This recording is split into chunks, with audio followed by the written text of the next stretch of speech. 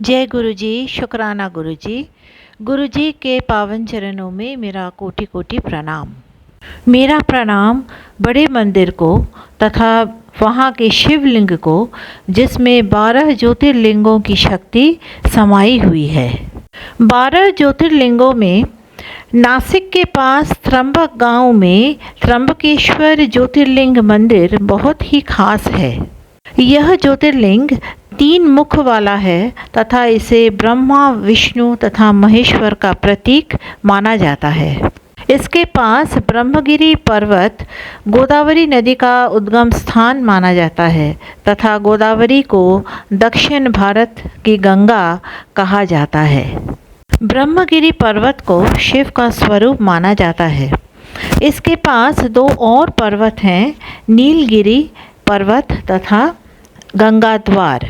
नीलगिरी पर्वत पर नीलांबिका देवी तथा दत्तात्रेय गुरु का मंदिर तथा गंगाद्वार पर्वत पर देवी गोदावरी का मंदिर स्थित है। आइए सुनते हैं त्र्यंबकेश्वर ज्योतिर्लिंग के प्रादुर्भाव तथा गोदावरी नदी के इस पृथ्वी पर अवतरित होने की कथा। पूर्व काल की बात है, गौतम नाम से विख्यात एक श्रेष्ठ ऋषि रहते थे, जिनकी परम धार्मिक पत्नी का नाम अहल्या था। दक्षिण दिशा में जो ब्रह्मगिरी है, वही उन्होंने 10,000 वर्षों तक तपस्या की थी। एक समय वहाँ 100 वर्षों तक बड़ा भयानक अवर्षण हो गया। सब लोग महान दुखों में पड़ गए। इस भूतल पर कहीं गीला पत्ता भी नहीं दिखाई देता था। फिर जीवों का आधारभूत जल कहाँ से दृष्टिगोचर होता। उस समय मुनि, मनुष्य, पशु, पक्षी और मृग सब वहाँ से 10 दिशाओं में चले गए। तब गौतम ऋषि ने 6 महीने तक तप करके वरुण को प्रसन्न किया। वरुण ने प्रकट होकर वर मांगने को कहा। ऋषि ने वृष्टि के लिए प्रार्थना की। वरुण ने कहा, देवताओं के विधान के विरुद्ध वृष्टि न करके मैं तुम्हारी इच्छा के अनुसार तुम्हें सदा अक्षय रहने वाला जल देता हूँ। तुम्हें गड्ढा तैयार करो। उनके ऐसे कहने पर गौतम ने 1 हाथ गहरा गड्ढा खोदा और वरुण ने उसे दिव्य जल के द्वारा भर दिया तथा परोपकार से सुशोभित होने वाले मुनिश्रेष्ठ गौतम से कहा, महामुने, कभी क्षीण न होने वाला यह जल तुम्हारे लिए तीर्थ रूप होगा और पृथ्वी पर तुम्हारे ही नाम से इसकी ख्याति होगी। यहाँ किए हुए दान, होम, तप, देव पूजन तथा पितरों का श्राद्ध सभी अक्षय होंगे। ऐसा कहकर उन महर्षि ने प्रशंसित हो वरुण देव अंतर्धान हो गए। उस जल के द्वारा दूसरों का उपकार करके महर्षि गौतम को भी बड़ा सुख मिला। महात्मा पुरुष का आश्रय मनुष्यों के लिए महत्व की ही प्राप्ति कराने वाला होता है। महान पुरुष ही महात्मा के उस स्वरूप को देखते और समझते हैं, दूसरे अधम मनुष्य नहीं। मनुष्य जैसे पुरुष का सेवन करता है, वैसा ही फल पाता है। महान पुरुष की सेवा से महत्ता मिलती है और शूद्र की सेवा से शूद्रता। उत्तम पुरुषों का यह स्वभाव ही है कि वे दूसरों के दुखों को नहीं सहन कर पाते। अपने को दुख प्राप्त हो जाए इसे भी स्वीकार कर लेते हैं, किंतु दूसरों के दुख का निवारण ही करते हैं। दयालु, अभिमान शून्य, उपकारी और जितेंद्रिय, ये पुण्य के 4 खंभे हैं जिनके आधार पर यह पृथ्वी टिकी हुई है। तदनंतर गौतम जी वहाँ उस परम दुर्लभ जल को पाकर विधि पूर्वक नित्य नैमित्तिक कर्म करने लगे। उन मुनीश्वर ने वहाँ नित्य होम की सिद्धि के लिए धान, जौ और अनेक प्रकार के निवार बोआ दिए। तरह तरह के धान्य, भांति भांति के वृक्ष और अनेक प्रकार के फल फूल वहाँ लहलहा उठे। यह समाचार सुनकर वहाँ दूसरे सहस्रों ऋषि, मुनि, पशु, पक्षी तथा बहुसंख्यक जीव जाकर रहने लगे। वह वन इस भूमंडल में बड़ा सुंदर हो गया। उस अक्षय जल के संयोग से अनावृष्टि वहाँ के लिए दुखदायिनी नहीं रह गई। उस वन में अनेक शुभ कर्म परायण ऋषि अपने शिष्य, भार्या और पुत्र आदि के साथ वास करने लगे। उन्होंने कालक्षेप करने के लिए वहाँ धान बोआ दिए। गौतम जी के प्रभाव से उस वन में सब ओर आनंद छा गया। एक बार वहाँ गौतम के आश्रम में जाकर बसे हुए ब्राह्मणों की स्त्रियां जल के प्रसंग को लेकर अहल्या पर नाराज हो गई। उन्होंने अपने पतियों को उकसाया। उन लोगों ने गौतम का अनिष्ट करने के लिए गणेश जी की आराधना की। भक्त पराधीन गणेश जी ने प्रकट होकर वर मांगने के लिए कहा। तब ये बोले, भगवान, यदि आप हमें वर देना चाहते हैं तो ऐसा कोई उपाय कीजिए जिससे समस्त ऋषि डांट फटकार कर गौतम को आश्रम से बाहर निकाल दें। गणेश जी ने कहा, ऋषियों, तुम सब लोग सुनो, इस समय तुम उचित कार्य नहीं कर रहे हो। बिना किसी अपराध के उन पर क्रोध करने के कारण तुम्हारी हानि ही होगी। जिन्होंने पहले उपकार किया हो उन्हें यदि दुख दिया जाए तो वह अपने लिए हितकारक नहीं होता। जब उपकारी को दुख दिया जाता है तब उससे इस जगत में अपना ही नाश होता है। ऐसी तपस्या करके उत्तम फल की सिद्धि की जाती है। स्वयं ही शुभ फल का परित्याग करके अहितकारक फल को नहीं ग्रहण किया जाता। ब्रह्मा जी ने जो यह कहा है कि असाधु कभी साधुता को और साधु कभी असाधुता को नहीं ग्रहण करता, यह बात निश्चय ही ठीक जान पड़ती है। पहले उपवास के कारण जब तुम लोगों को दुख भोगना पड़ा था, तब महर्षि गौतम ने जल की व्यवस्था करके तुम्हें सुख दिया, परंतु इस समय तुम सब लोग उन्हें दुख दे रहे हो। संसार में ऐसा कार्य करना कदापि उचित नहीं। इस बात पर तुम सब लोग सर्वथा विचार कर लो। स्त्रियों की शक्ति से मोहित हुए तुम लोग यदि मेरी बात नहीं मानोगे तो तुम्हारा यह बर्ताव गौतम के लिए अत्यंत हितकारक ही होगा, इसमें संशय नहीं है। ये मुनि श्रेष्ठ गौतम तुम्हें पुनः निश्चय ही सुख देंगे, अतः उनके साथ छल करना कदापि उचित नहीं। इसलिए तुम लोग कोई दूसरा वर मांगो। महात्मा गणेश ने ऋषियों से जो यह बात कही वह यद्यपि उनके लिए हितकर थी, तो भी उन्होंने इसे नहीं स्वीकार किया। तब भक्तों के अधीन होने के कारण उन शिव कुमार ने कहा, तुम लोगों ने जिस वस्तु के लिए प्रार्थना की है उसे मैं अवश्य करूँगा। पीछे जो हुंकार होगी वो होकर ही रहेगी। ऐसा कहकर वे अंतर्धान हो गए। उसके बाद उन दुष्ट ऋषियों के प्रभाव से तथा उन्हें प्राप्त हुए वर के कारण जो घटना घटित हुई वो इस प्रकार है। वहाँ गौतम के खेत में जो धान और जौ थे, उनके पास गणेश जी एक दुर्बल गाय बनकर गए। दिए हुए वर के कारण वह गौ कांपती हुई वहाँ जाकर धान और जौ चरने लगी। इसी समय दैववश गौतम जी वहाँ आ गए। वे दयालु ठहरे, इसीलिए मुट्ठी भर तिनके लेकर उसी से उस गौ को हाँकने लगे। उन तिनकों का स्पर्श होते ही वह गौ पृथ्वी पर गिर पड़ी और ऋषि के देखते देखते उसी क्षण मर गई। वे दूसरे ब्राह्मण और उनकी दुष्ट स्त्रियां वहां छिपे हुए सब कुछ देख रहे थे। उस गौ के गिरते ही वे सब के सब बोल उठे, गौतम ने ये क्या कर डाला। गौतम भी आश्चर्यचकित हो अहल्या को बुलाकर व्यथित हृदय से दुखपूर्वक बोले, देवी, यह क्या हुआ, कैसे हुआ। जान पड़ता है परमेश्वर मुझ पर कुपित हो गए हैं। अब क्या करूं, कहाँ जाऊं, मुझे हत्या लग गई। इसी समय ब्राह्मण और उनकी पत्नियां गौतम को डांटने और दुर्वचनों द्वारा अहल्या को पीड़ित करने लगी। उनके दुर्बुद्धि शिष्य और पुत्र भी गौतम को बारंबार फटकारने और धिक्कारने लगे। ब्राह्मण बोले, अब तुम्हें अपना मुंह नहीं दिखाना चाहिए, यहाँ से जाओ जाओ। गौ हत्यारे का मुंह देखने का पर तत्काल वस्त्र सहित स्नान करना चाहिए।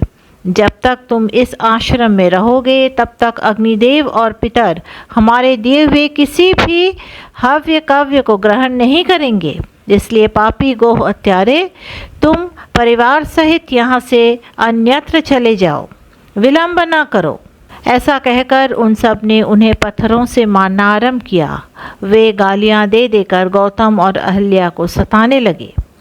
उन दुष्टों के मारने और धमकाने पर गौतम बोले, मुनियों, मैं यहाँ से अन्यत्र जाकर रहूँगा। ऐसा कहकर गौतम उस स्थान से तत्काल निकल गए और उन सब की आज्ञा से 1 कोस दूर जाकर उन्होंने अपने लिए आश्रम बनाया। वहाँ भी जाकर उन ब्राह्मणों ने कहा, जब तक तुम्हारे ऊपर हत्या लगी है तब तक तुम्हें कोई यज्ञ या आदि कर्म नहीं करना चाहिए। किसी भी वैदिक देव यज्ञ या पितृ यज्ञ के अनुष्ठान का तुम्हें अधिकार नहीं रह गया। मुनिवर गौतम उनके कथानुसार किसी तरह एक पक्ष बिताकर उस दुख से दुखी हो बारंबार उन मुनियों से अपनी शुद्धि के लिए प्रार्थना करने लगे। उनके दीन भाव से प्रार्थना करने पर उन ब्राह्मणों ने कहा, गौतम, तुम अपने पाप को प्रकट करते हुए 3 बार सारी पृथ्वी की परिक्रमा करो, फिर लौटकर यहाँ 1 महीने तक व्रत करो। उसके बाद इस ब्रह्मगिरि की 101 परिक्रमा करने के पश्चात तुम्हारी शुद्धि होगी। अथवा यहाँ गंगा जी को ले आकर उन्हीं के जल से स्नान करो तथा 1 करोड़ पार्थिव शिवलिंग बनाकर महादेव जी की आराधना करो। फिर गंगा में स्नान करके इस पर्वत की 11 बार परिक्रमा करो। तत्पश्चात 100 घड़ों के जल से पार्थिव शिवलिंग को स्नान कराने पर तुम्हारा उद्धार होगा। उन ऋषियों के इस प्रकार कहने पर गौतम ने बहुत अच्छा कहकर उनकी बात मान ली। वे बोले, मुनिवरों, मैं आप श्रीमानों की आज्ञा से यहाँ पार्थिव पूजन तथा ब्रह्मगिरि की परिक्रमा करूँगा। ऐसा कहकर मुनिश्रेष्ठ गौतम ने उस पर्वत की परिक्रमा करने के पश्चात पार्थिव लिंगों का निर्माण करके उनका पूजन किया। साध्वी अहल्या ने भी साथ रहकर वह सब कुछ किया। उस समय शिष्य प्रशिष्य उन दोनों की सेवा करते थे। पत्नी सहित गौतम ऋषि के इस प्रकार आराधना करने पर संतुष्ट हुए भगवान शिव वहाँ शिवा और प्रमथ गणों के साथ प्रकट हो गए। तदनंतर प्रसन्न हुए कृपानिधान शंकर ने कहा, महामुने, मैं तुम्हारी उत्तम भक्ति से बहुत प्रसन्न हूँ। तुम कोई वर मांगो। उस समय महात्मा शंभु के सुंदर रूप को देखकर आनंदित हुए गौतम ने भक्तिभाव से शंकर को प्रणाम करके उनकी स्तुति की। लंबी स्तुति और प्रणाम करके दोनों हाथ जोड़कर वे उनके सामने खड़े हो गए और बोले, देव, मुझे निष्पाप कर दीजिए। भगवान शिव ने कहा, मुने, तुम धन्य हो, कृतकृत्य हो और सदा ही निष्पाप हो। इन दुष्टों ने तुम्हारे साथ छल किया। जगत के लोग तुम्हारे दर्शन से पाप रहित हो जाते हैं, फिर सदा मेरी भक्ति में तत्पर रहने वाले तुम क्या पापी हो। मुने, जिन दुरात्माओं ने तुम पर अत्याचार किया है वे ही पापी, दुराचारी और हत्यारे हैं। उनके दर्शन से दूसरे लोग पापिष्ट हो जाएंगे। वे सब के सब कृतघ्न हैं, उनका कभी उद्धार नहीं हो सकता। महादेव जी की यह बात सुनकर महर्षि गौतम मन ही मन बड़े विस्मित हुए। उन्होंने भक्तिपूर्वक शिव को प्रणाम करके हाथ जोड़ पुनः इस प्रकार कहा। गौतम बोले, महेश्वर, उन ऋषियों ने तो मेरा बहुत बड़ा उपकार किया है। यदि उन्होंने यह बर्ताव न किया होता तो मुझे आपका दर्शन कैसे होता। धन्य है वे महर्षि जिन्होंने मेरे लिए परम कल्याणकारी कार्य किया है। उनके इस दुराचार से ही मेरा महान स्वार्थ सिद्ध हुआ है। गौतम जी की यह बात सुनकर महेश्वर बड़े प्रसन्न हुए। उन्होंने गौतम को कृपा दृष्टि से देखकर उन्हें शीघ्र ही यूं उत्तर दिया। शिवजी बोले, विप्रवर, तुम धन्य हो, सभी ऋषियों में श्रेष्ठतर हो। मैं तुम पर बहुत प्रसन्न हुआ हूँ। ऐसा जानकर तुम मुझसे उत्तम वर मांगो। गौतम बोले, नाथ, आप सच कहते हैं, तथापि 5 आदमियों ने जो कह दिया या कर दिया वह अन्यथा नहीं हो सकता। अतः जो हो गया सो रहे। देवेश, यदि आप प्रसन्न हैं तो मुझे गंगा प्रदान कीजिए और ऐसा करके लोक का महान उपकार कीजिए। आपको मेरा नमस्कार है।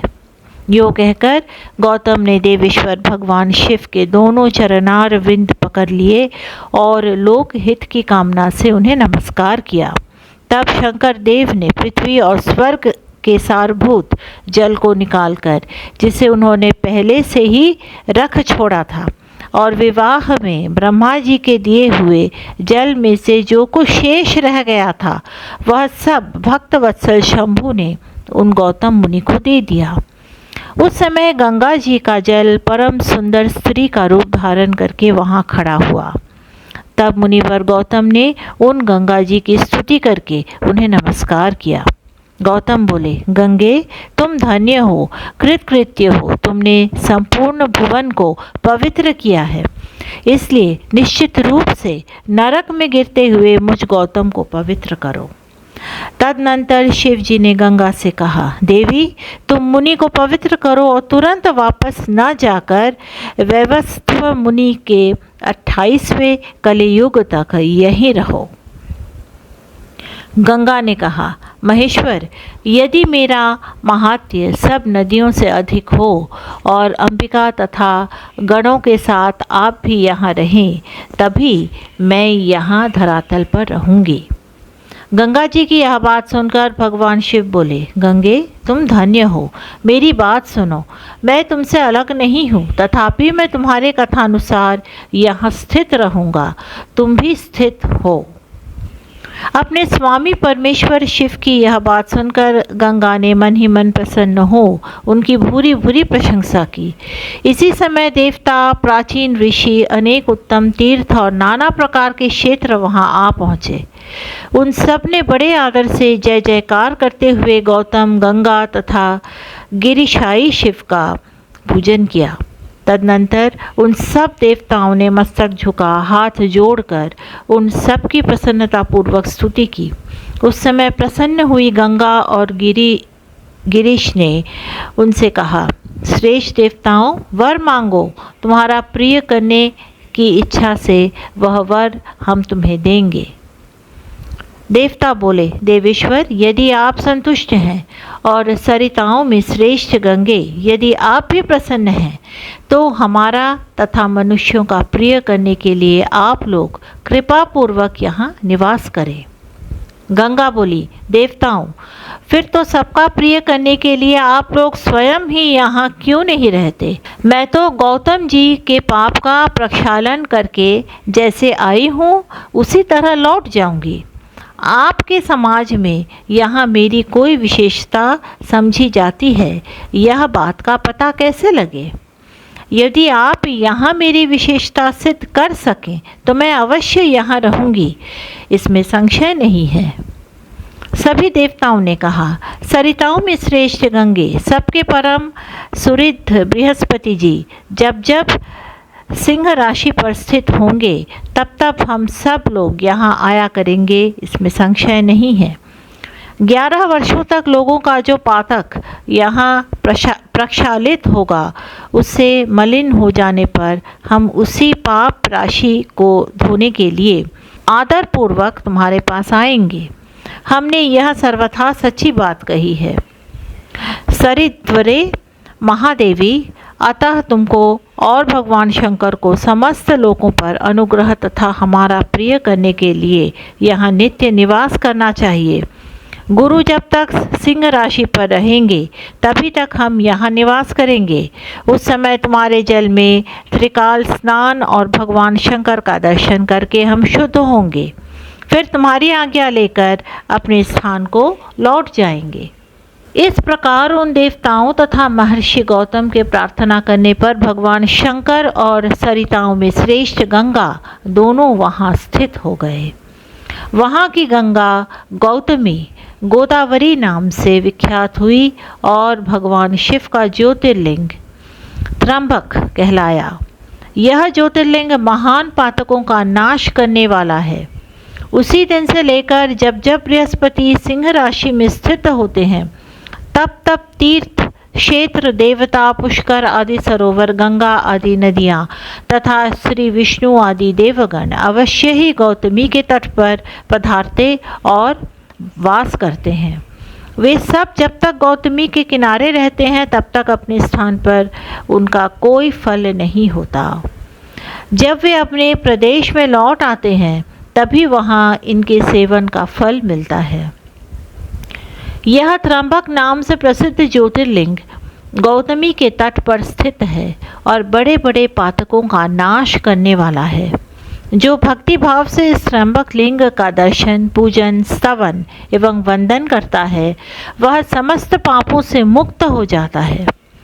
गौतम के द्वारा पूजित त्र्यंबक नामक ज्योतिर्लिंग इस लोक में समस्त अभीष्टों को देने वाला तथा परलोक में उत्तम मोक्ष प्रदान करने वाला है। गोरखपुर की गीता प्रेस द्वारा प्रकाशित संक्षिप्त शिव पुराण से त्र्यंबकेश्वर ज्योतिर्लिंग की कथा आपने सुनी। आपको बता दें कि यह ज्योतिर्लिंग मंदिर औरंगजेब द्वारा पूरी तरह ध्वस्त कर दिया गया था और वहाँ एक मस्जिद बनाया गया था, लेकिन बाद में मराठा साम्राज्य के दौरान उस मस्जिद को तोड़कर इस मंदिर का पुनर्स्थापन किया गया। इस वीडियो को लाइक और शेयर करें तथा इस चैनल को सब्सक्राइब करें शिव पुराण कथा तथा गुरुजी के सत्संग और भजन सुनने के लिए। जय गुरुजी।